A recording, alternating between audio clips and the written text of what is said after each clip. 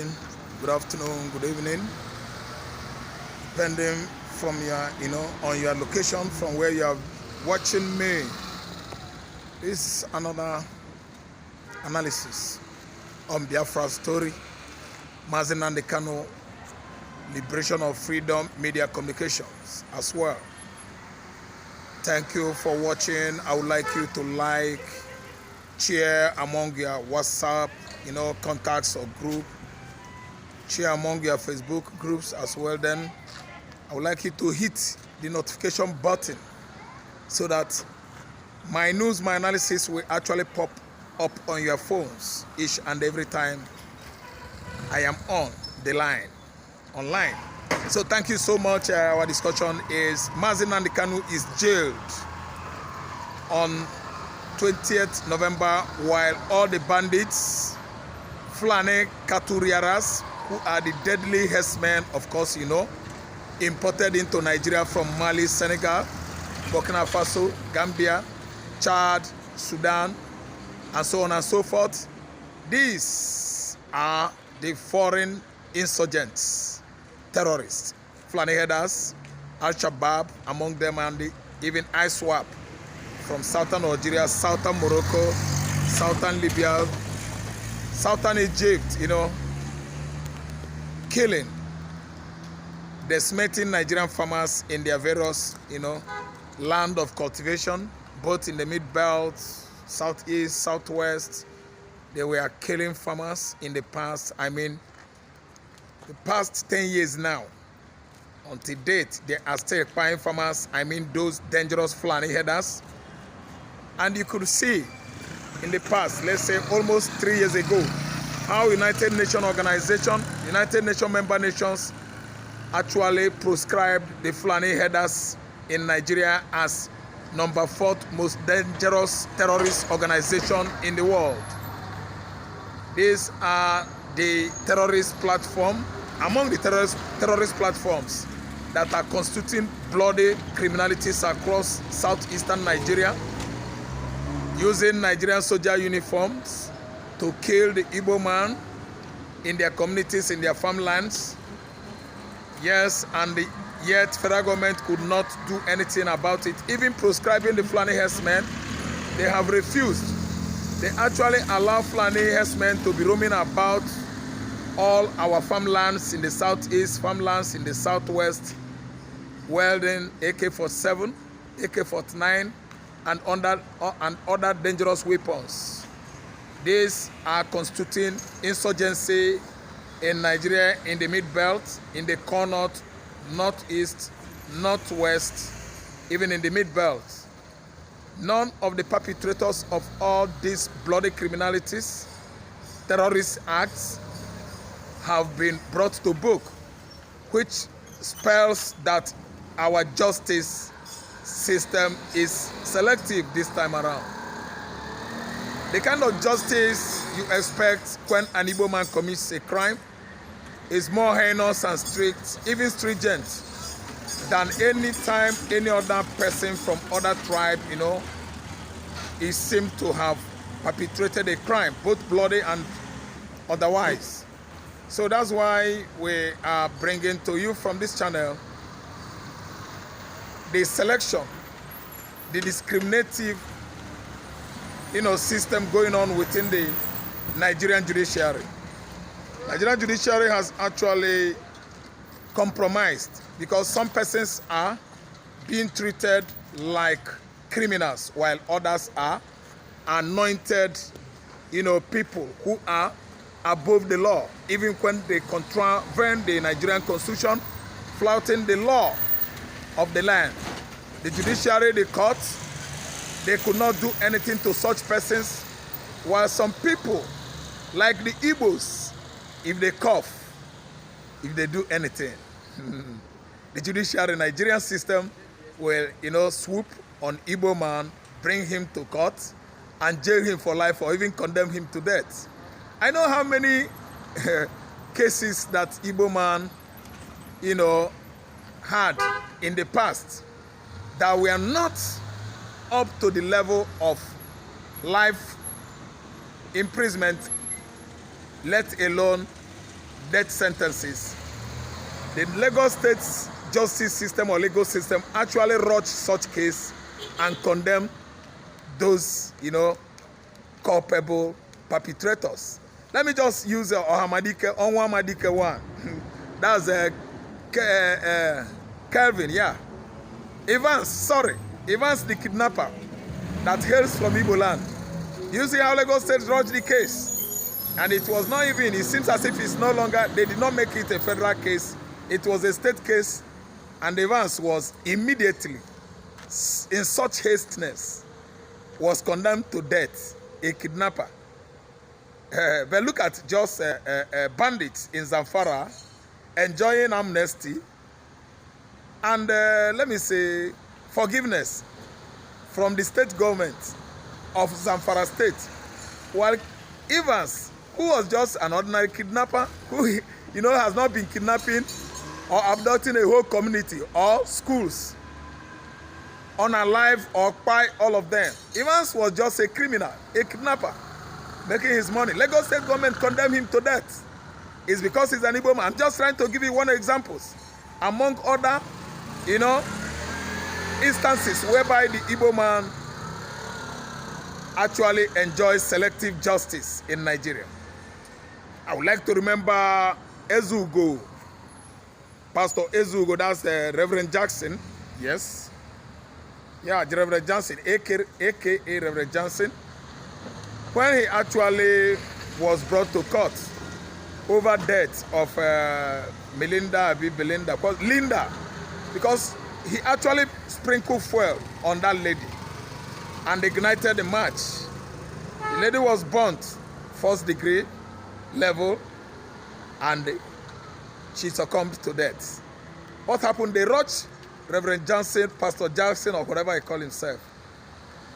His case was rushed with such speed. They condemned Ezug Emeka. He's from Anambra State or maybe Abia State. He received death sentence.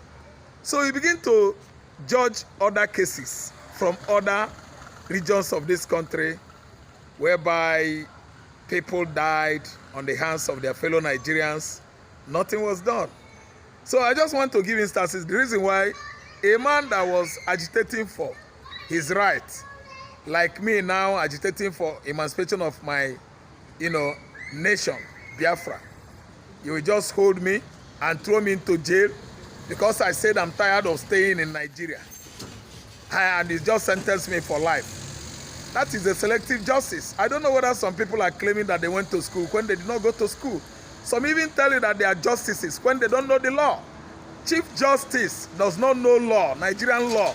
And it played out that the entire globe was watching when Mazi Nnamdi was actually sent to life jail by James Omotocho.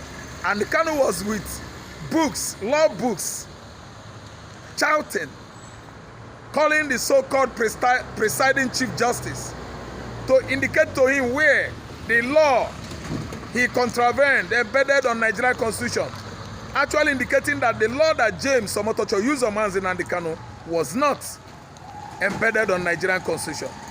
You see that most of them stole their certificates, most of them went to the library and stole someone's project without defending it.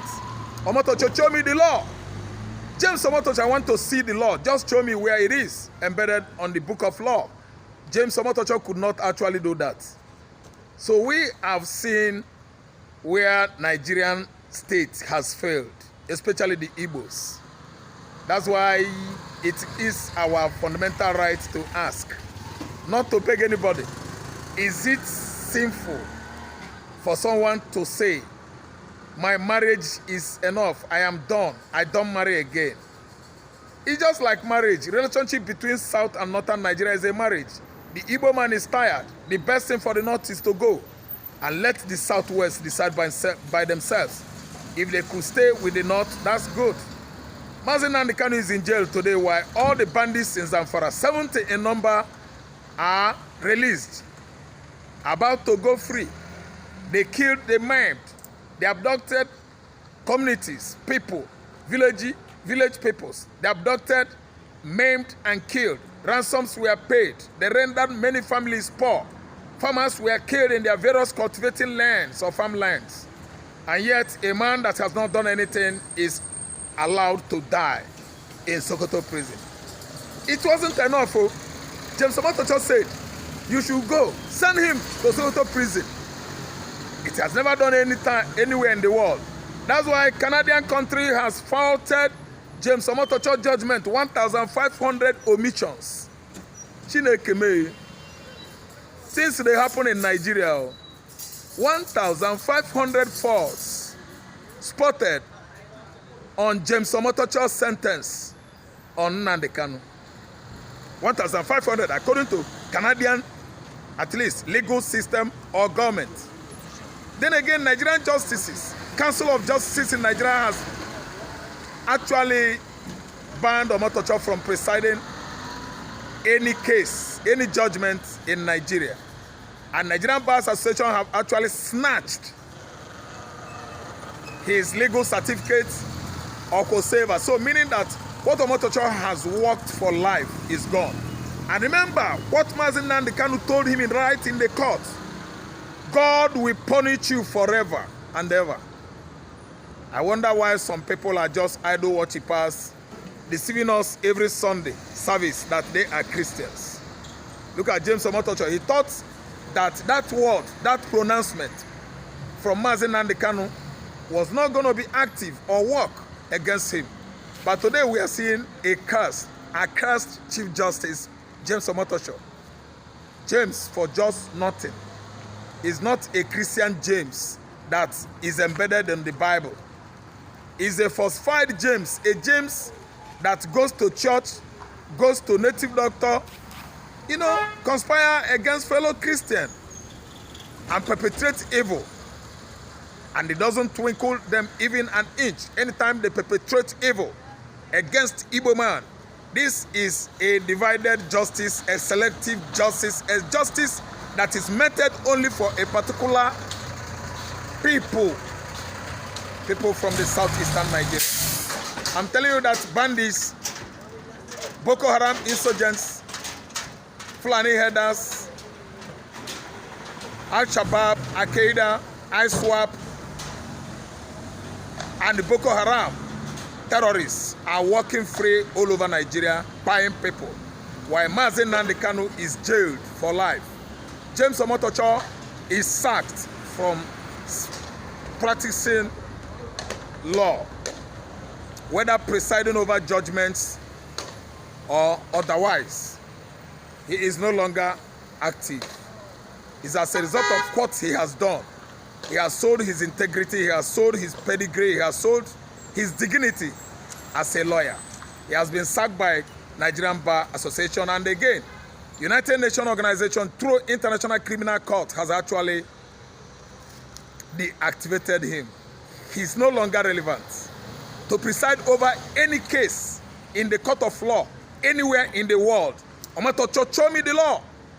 We want to see the law. I thought you said you went to school. So Igbo man now is an educated man in the sense that he's more learned than a presiding Chief Justice. Omotocho, show me the law. You want to show me the law because you actually boast of being a justice qualified enough to host a case in the court of law. So Igbo man now is more educated. Nigerian state has many questions to answer for suffocating, oppressing, and persecuting the Igbos from 1970 till date. Omotocho has questions to answer. Come what may, on 27th of this month, Mazi Nnamdi Kanu is going to court again, an appeal court to decide 101 errors committed by James Omotocho's judgment against this young man. Kanu is coming out, signed, endorsed, supported, argued, and recognized by United States of America and Israel. Come what may, 27th of this month, Kanu is going free. Omotocho James is in trouble. This is how far a man could go to hate fellow man, to hate a particular tribe. He doesn't know how come they were settled there in the lower part of the Niger. You can't see well because of hatred. Here comes my analysis this evening. I'm still Ralph Tresvant of Mazi Nnamdi Kanu Freedom Media Communications. Thank you for watching. Remember to share, like, come down to comment section and talk to me if you like me. Hit the notification bell, please, so that anytime I commence my analysis, it's gonna pop up on your phone. And again, subscribe from my YouTube channel. I would like you to be part of me, to give me that support. You are doing well. I will never forget to thank people that are supporting me on this program and this my platform, which makes it going far all around the globe. I would like to say thank you to Chidi, the electric fish. I just want to say thank you to Dr. Chukwemeka, a practicing medical doctor in the UK. I just want to send my shout out to Tunde Okafor. He lives in the UK from Oka. I just want to thank OJ Okwade. Thank you so much, Dr. Ukwaji. Thank you so much. Muki Great. I want to thank you, Dan. King Henry, you are always there supporting us. I want to thank King Joe Oba. Ojogu na Abreba. I want to thank Mommy Kechi, Auntie Esther. I just want to thank all of you for your contribution. Then again, my dear brother that lives in Kinshasa, Izuchuku, thank you so much for supporting me. This is what we do, actually, to make sure that the Igbo nation is not forgotten globally. We are just bringing our, political happenings. The kind of leadership we run in Nigeria politically is against Igbo man. Every administration that comes and goes, I want you to take note, Igbo man is excluded. That's why we are going. Come what may. Biafra liberation is here. Freedom, it is. Thank you so much for watching.